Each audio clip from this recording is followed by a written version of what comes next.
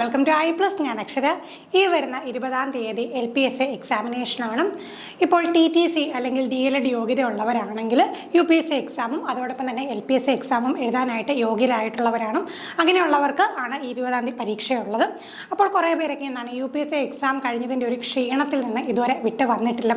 അറിയാം, നമുക്ക് പ്രതീക്ഷിച്ച ഒരു പാറ്റേൺ അല്ല. നമ്മളിപ്പോൾ സ്റ്റേറ്റ്മെൻറ്റ് ലെവലിൽ പ്രതീക്ഷിച്ച് പോയപ്പോഴത്തേക്കും പഴയ മോഡൽ ക്വസ്റ്റ്യൻ കണ്ടപ്പം പലരും എന്താണ് ടെൻഷനിലായിപ്പോയി. പെട്ടെന്നൊരു പാറ്റേൺ ചേഞ്ച് ആരും പ്രതീക്ഷിച്ചില്ല. പഴയ മോഡലായിരുന്നു. പിന്നെ നമുക്കറിയാലോ, പെട്ടെന്നൊരു ചേഞ്ച് വരുന്ന സമയത്ത് നമുക്ക് അതുമായിട്ടൊന്ന് അഡ്ജസ്റ്റായി വരാനായിട്ടുള്ള ഒരു സമയം, അതുകൊണ്ട് പലർക്കും സമയം തികയാത്തതായിട്ടുള്ള പ്രോബ്ലത്തെക്കുറിച്ച് പറഞ്ഞു. മാത്തമാറ്റിക്സിൻ്റെ കാര്യത്തിലൊക്കെ ആണെങ്കിൽ വളരെ റിലേറ്റീവ്ലി എളുപ്പമായിട്ടുള്ള ചോദ്യമാണ് വന്നത്. സൈക്കോളജിയുടെ കാര്യത്തിൽ റിലേറ്റീവ്ലി എളുപ്പമായിരുന്നു. അപ്പോൾ ഇങ്ങനെ തന്നെ ആയിരിക്കും LPSA എക്സാമിനേഷൻ എന്നുള്ള മുൻധാരണ വെച്ച് പുലർത്താതെ ഇരിക്കും.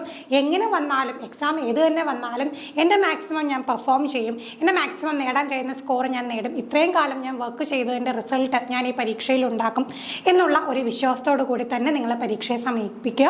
പിന്നെ അറിയാം, സ്റ്റേറ്റ്മെൻറ്റ് ലെവൽ ചോദ്യങ്ങളൊക്കെ ചിലപ്പോൾ വന്നേക്കാം, വരാതെ ഇരിക്കാം.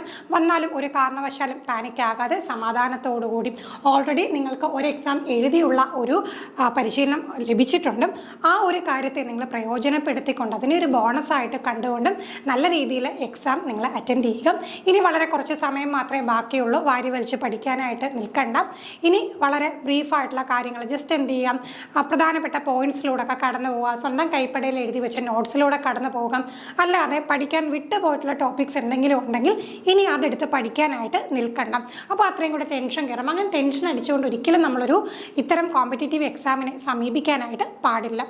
പിന്നെ നമ്മുടെ ചാനലിലാണെങ്കിലും വളരെ ഷോർട്ട് വീഡിയോസ്, ഈ ടോപ്പിക്കുമായിട്ട് ബന്ധപ്പെട്ട ഷോർട്ട് വീഡിയോസ് ഒരുപാട് അപ്ലോഡ് ചെയ്തിട്ടുണ്ട്.